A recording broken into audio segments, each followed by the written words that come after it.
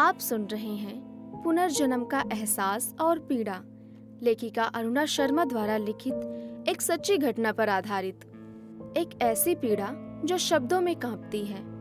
सुनिए मेरी यानी नेहा की आवाज में, सिर्फ बुक ऑडियो पर। तो जुड़िए इस सफर से जहां हर कहानी दिल से दिल तक पहुंचती है। एपिसोड 3। जमाई राजा की आओ भगत में कोई कसर न रह जाए। अपनी पत्नी की ये बात सुनकर आज मुन्निया के पापा को उसकी आवाज कटीले पौधों सी महसूस हो रही थी। बिसन की आवाज आज उसे जहरीले नागफनी की तरह चुभ रही थी। जब बिसन ने खाना खा लिया तो मुन्निया के पापा अंदर आ गए और चुपचाप भोजन करने लगे। उनके साथ ही सारे बच्चे भी भोजन करने लगे। मुन्निया की माँ भी साथ ही भोजन कर रही थी। इस घर में अच्छी बात ये थी कि सारे एक साथ ही भोजन करते थे। सारा सामान पास ही रख लेते थे ताकि किसी को भी बीच में उठने की जरूरत ना हो। चुहलबाजियों और बातचीत के बीच भोजन होता था, किंतु आज पंडित जी का गंभीर भरा चेहरा देख सब अपनी जुबान सिले हुए थे। आज बहुत कम भोजन करके पंडित जी उठ गए और बाहर दलान में जाकर लेट गए। पंडित जी की तंद्रा तब टूटी जब बिसन कुटिलता भरी मुस्कान के साथ उनके पलंग पर आ बैठा। उसने आते ही प्रश्न दागा, क्या हुआ पिताजी, आप शांत कैसे हैं? बहुत बोलने वाले ससुर जी आज कुछ भी क्यों नहीं बोल रहे हैं? पंडित जी अंदर तक जल भुन गए और बोले, चलो सरपंच जी से मिलकर आते हैं। उन्होंने अंदर आवाज लगाई, हम सरपंच जी से मिलकर आ रहे हैं। और बिना किसी जवाब के वो दोनों चल दिए। आज ना जाने घर में भी अजीब सा सन्नाटा पसरा हुआ था। तभी पड़ोसी की लक्ष्मी मुन्निया से मिलने आई और पंडिताइन जी को देख पूछ बैठी, मुन्निया ससुराल जा रही है क्या? फिर कब आएगी? इतनी जल्दी क्यों जा रही है? अरे 2-3 दिन तक तो रोक लो जीजा जी को। लक्ष्मी बिना किसी उत्तर को सुने प्रश्न पर प्रश्न दागे ही जा रही थी। मुन्निया की माँ ने कहा, बेटा पहले सांस तो ले ले, बोले ही जा रही है, किसी और को बोलने ही नहीं देती है। झेप कर लक्ष्मी चुप हो गई। इधर मुन्निया के पापा बिसन के साथ सरपंच जी के घर जा पहुंचे। सरपंच जी ने आओ भगत कर पंडित जी को प्यार से बैठाया और बोले, कहो पंडित जी कैसे आना हुआ? बिसन का परिचय देते हुए कहा, ये जमाई राजा हैं, आपके पास एक काम से आया हूँ। ये सुनकर बिसन का दिल बल्लियों उछलने लगा। वो सोचने लगा, अब तो मैं अपने पूरे गांव में गुंडागर्दी कर सकता हूँ और किसी को भी डरा धमका सकता हूँ, किसी को भी छेड़ सकता हूँ। पर उसने अपनी खुशी को जाहिर न होने दिया और सर झुकाए बैठा रहा। सरपंच जी ने कहा, पंडित जी निसंकोच कहो क्या काम है? वो जमाई राजा को आप इसी गांव में पटवारी लगवा दो। पहले गांव के पंच सरपंच छोटी मोटी नौकरी लगवाने की हैसियत रखते थे। ये सुनते ही बिसन ने झट से अपना सिर उठाया। उसके अरमानों पर घड़ों पानी फिर चुका था, किंतु वो चुपचाप बैठा रहा।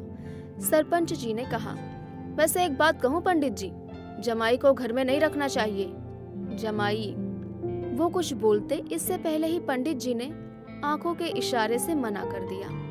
उनको इशारा समझते हुए सरपंच जी चुप हो गए और बोले, जैसी आपकी इच्छा। बिसन 2 दिन बाद ही गांव में पटवारी बन गया। वो ज्यादा खुश नहीं था, क्योंकि ना तो आवारागर्दी कर सकता था, ना ही गांव की बहू बेटियों को छेड़ सकता था। पर वो कर भी क्या सकता था? अगर कुछ भी बोलता तो फंस जाता। उसने चुप रहने में ही भलाई समझी, वरना वो खून के इल्जाम में जेल भी जा सकता था। पंडित जी ने बेटी जमाई को गांव में ही किराए का घर दिलवा दिया।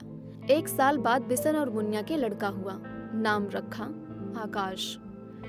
1 साल तक सब कुछ ठीक चलता रहा। बेटी भी खुश थी।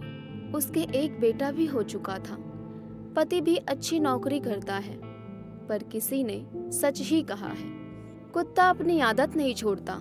लोग कहते हैं ना, आदत वाले की आदत न जाए, कुत्ता मुँहते टांग उठाए। अब बिसन गांव की बहू बेटियों को छेड़ने लगा। शिकायतें आने लगी। पंडित जी बात को दबाते हुए माफी मांग लेते थे। पंडित जी के शालीनता पूर्वक व्यवहार को देख गांव के लोग चुप हो जाते ये देखकर बिशन के हौसले और भी बुलंद होते गए। बिशन कुत्तागिरी पर उतर आया। बात बढ़ती गई और सरपंच जी तक पहुंच गई। सरपंच जी आग बबूला हो उठे। कोतवाल को बुला पंडित जी को बुलावा भेजा। पंडित जी समझ गए थे। उन्होंने आते ही सरपंच जी को प्रणाम किया। सरपंच जी पंडित जी के भोले रूप को देख कुछ भी कहने की हिम्मत नहीं जुटा पा रहे थे, पर गांव की इज्जत का सवाल था। उन्होंने सारी बात पंडित जी को बताई और अपने जमाई राजा को समझाने को कहा। आग बबूला होकर पंडित जी उसी समय बिशन के घर की तरफ चल दिए। घर पहुंचकर उन्होंने देखा कि बिशन बेशर्म हो खाट पर लेटा खर्राटे मार रहा था। पंडित जी ने बिशन को आवाज देते हुए पुकारा। बिशन उठ बैठा। उसने अपने शर्ट के बटन खोल रखे थे। उसने बेशर्मई से अपने ससुर को कहा, अरे पिताजी, अचानक कैसे आना हुआ? पंडित जी तो भरे ही बैठे थे। उन्होंने बिशन को लताड़ते हुए कहा, बेशरम, बेहया, जलील इंसान, तूने मेरी इज्जत का फालूदा बना दिया। पूरा गांव थू थू कर रहा है।